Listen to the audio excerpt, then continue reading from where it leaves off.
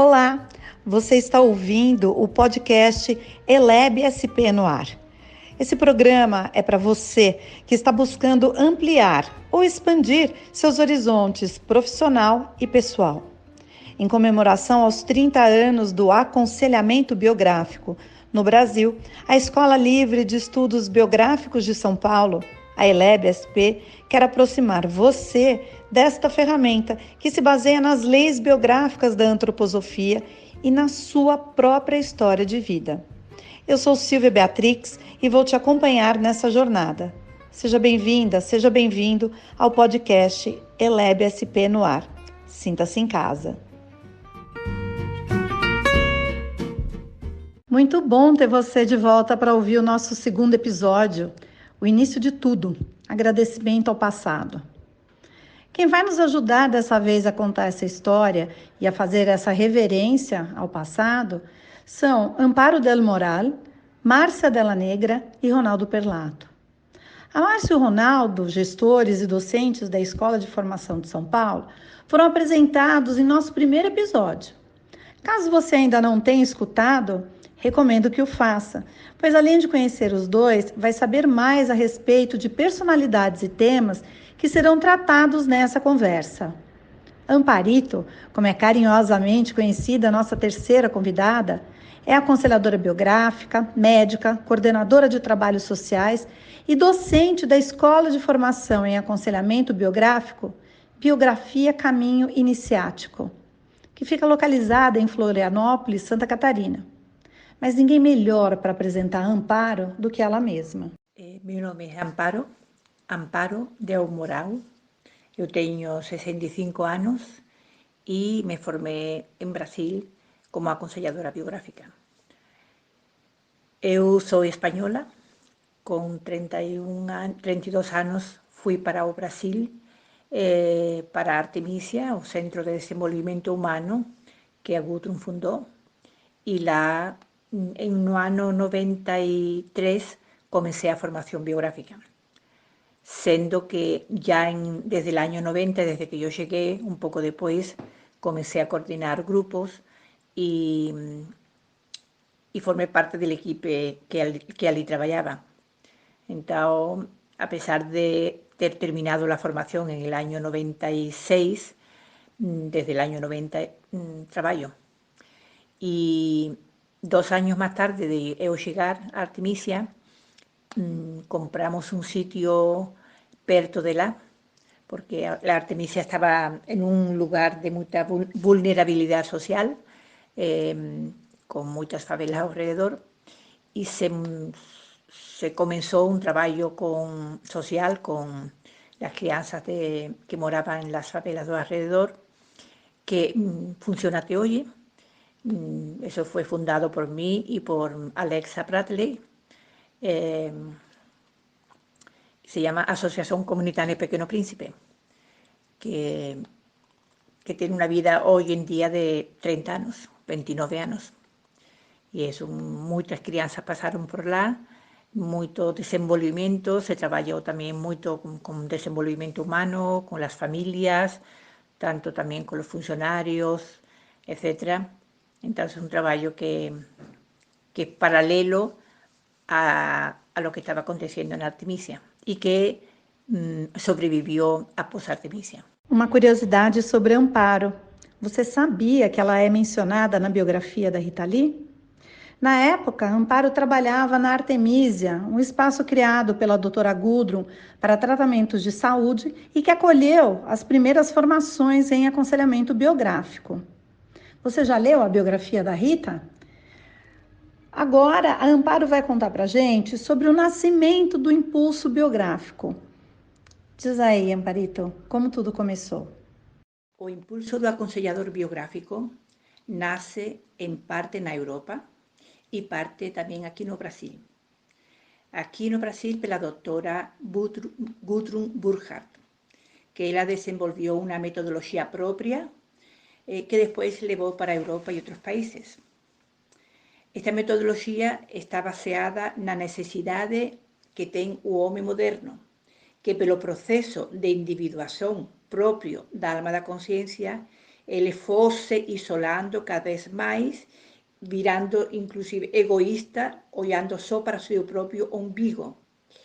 Então, ele necessita desenvolver um interesse pelo outro ser humano, um verdadeiro interesse, desprovisto de simpatia ou antipatia. En ese sentido, ele desenvolveu o trabalho biográfico em grupo.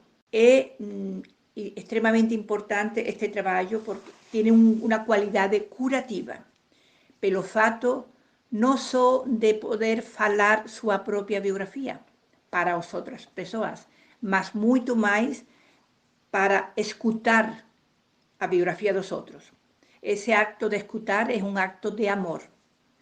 Então, hoje em dia, tem várias escolas biográficas de aconselhamento, tanto individual como de grupo. Ambas metodologias, na verdade, não são opostas, mas complementares. E são extremamente necessárias para o homem da atualidade, pela necessidade de se autoconhecer, de autodesenvolver-se rumo à liberdade e ao amor, tanto por si próprio como pelo outro ser humano. O que estamos fazendo aqui, trazendo a história passada, apresentando a gênese do impulso biográfico, é bem parecido com o trabalho que oferecemos aos nossos clientes e pacientes durante o processo higiênico-terapêutico do aconselhamento biográfico. Resgatar o passado para compreender o presente e sonhar o futuro é o caminho do ser consciente. Ronaldo Perlato aprofunda mais um pouco este assunto. A palavra biografia significa grafia da vida, que só pode ser escrita a partir do próprio indivíduo. O ser humano existe na Terra há muitos anos e ele tem a sua história e suas histórias individuais, que se colocam dentro da história da humanidade como um todo. E nesse processo houve uma crescente percepção da própria individualidade. O próprio processo de aumento de consciência do ambiente leva a um aumento de consciência de si. E esse processo também ele tem como uma consequência a observação de si mesmo, no sentido de uma busca de um autodesenvolvimento e se colocar de uma forma mais coerente na vida. Isso ocorre durante todo o percurso da história, todo esse suceder da história humana, e principalmente a partir da Segunda Guerra Mundial, ficou mais evidente e premente a necessidade de um caminho de autodesenvolvimento, onde o indivíduo pudesse colaborar para o todo. Com o advento desse processo, nós temos aí a apresentação ao mundo pela primeira vez da biografia de uma forma mais sistematizada, em cima dos textos do Steiner, a partir do trabalho de Bernard Leavenworth, que escreveu um livro que se tornou best-seller, que foi o Fases da Vida. Rudolf Steiner é o fundador da antroposofia, mas sobre ele eu não vou dar nenhum spoiler, não vou me aprofundar, porque no próximo episódio nós vamos falar mais sobre ele. Agora, o que eu vou contar aqui para você é o significado da palavra antroposofia. Ela tem origem no grego e antropos significa ser humano e sofia, conhecimento. Então, essa é uma ciência espiritual que tem o ser humano como centro da sabedoria, do conhecimento. E também aqui no Brasil, essa necessidade do aparecimento, do surgimento do impulso biográfico se deu pela própria experiência da doutora Gudrun, que, tendo introduzido a medicina antroposófica no Brasil, percebeu que os pacientes que precisavam, que usavam a medicina antroposófica, tinham uma boa resposta, mas muitos tinham recaídas. E essas recaídas se davam em funções de suas crises de vida.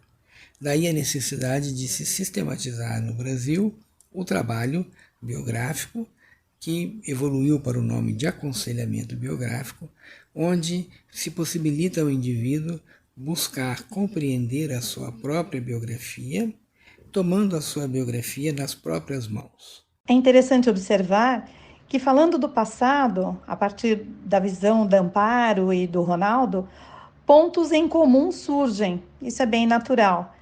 mas é muito bonito perceber a qualidade, a diferença, aquilo que fica, que permeia cada uma dessas individualidades relacionadas a um mesmo assunto. E para isso, a gente tem agora a Márcia. Qual é a visão dela? Qual é o sentimento dela em relação a essa história que une a nós todos?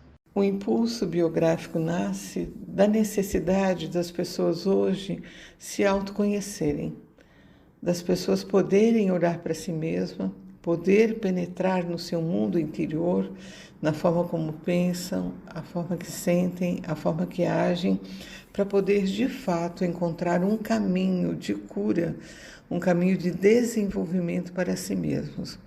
É dentro dessa necessidade que o impulso biográfico surge. E surge no momento em que a doutora Gudrun observa que os seus clientes, eles de fato, através das medicações, através dos tratamentos, seja da medicina tradicional ou da medicina antroposófica, eles têm uma melhora.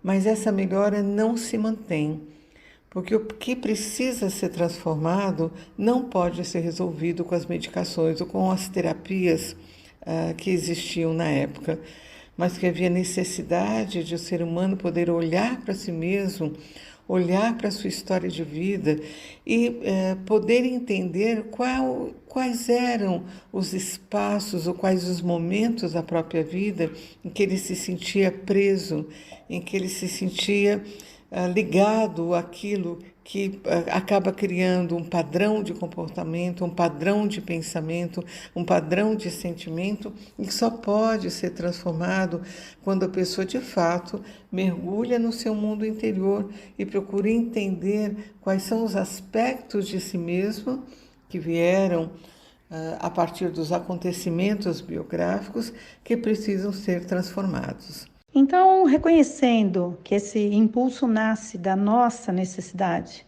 da necessidade que nós temos de nos autoconhecermos, sabermos quem somos e para onde vamos, a pergunta que surge é: quem dá suporte a esse impulso?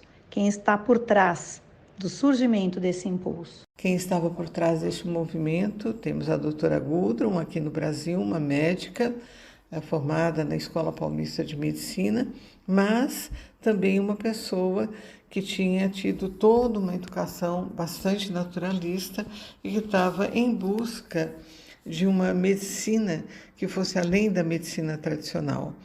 E que encontra nos estudos da biografia humana, feitas por Liebig, a partir do conhecimento trazido por Rudolf Steiner, encontra a base para o trabalho que ela vai desenvolver depois, né?